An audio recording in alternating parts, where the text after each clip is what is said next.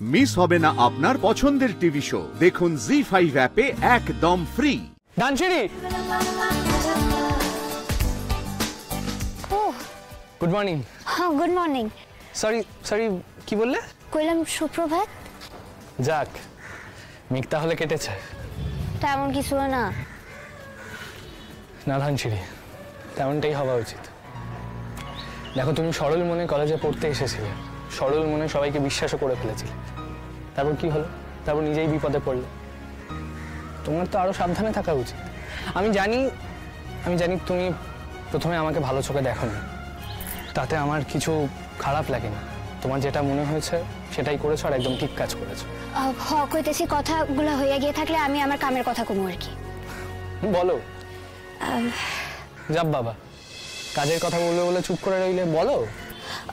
আমার না আসলে দুইখান বই লাগবো।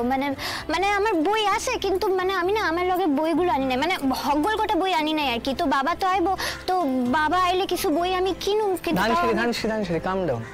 একটা এক্সপ্লেনেশন দেওয়ার কি আছে? তুমি বলো না তোমার কি কি বই লাগবে, আমি জোগাড় করে দেবো। হ্যাঁ, আমি না আসলে এখন কাগজে লিখা রাখছি। দাও। খারাপ তো পেয়ে যাবে। আচ্ছা, আমার এই দুটাই লাগবে, আর কিছু লাগবে না। এমন হেজিটেট করে বললে আমি ভাবলাম যে আমাকে বোধহয় জোগাড় করতে হবে। কালকে পেয়ে যাবে। আচ্ছা, ঠিক আছে।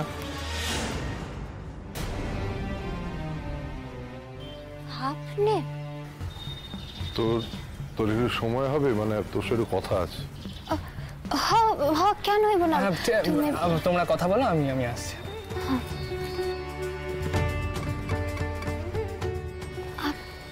আপনি এখানে আছেন? আর কি উপায় আছে বল? তোর সঙ্গে দেখা করতে গেলে তো হয়তো হস্টেলে যেতে হবে, যেখানে তুই থাকিস। না তুই এখানে, তুই তো আজকাল বাড়িতে থাকিস না যে আমি একটা হাঁক দিয়ে বলবো ময়না কোথায় রে মা, আর তুই এসে আমার সামনে দাঁড়িয়ে হাজির হয়ে যাবি।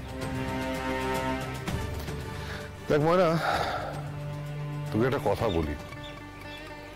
স্বামী স্ত্রীর মধ্যে মান অভিমান, তর্ক, ঝগড়া এসব প্রত্যেক সংসারে হয় মা। তারপর তারা সেটা নিজেরাই মিটিয়ে নেয়। এইভাবেই তো সংসার চলে।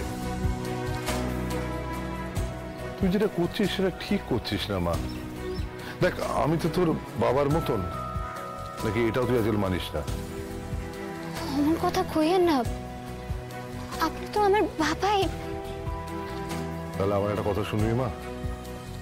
আমার বাসায় যাইতে কইয়েন না, কারণ আমি ফিরে যাব না।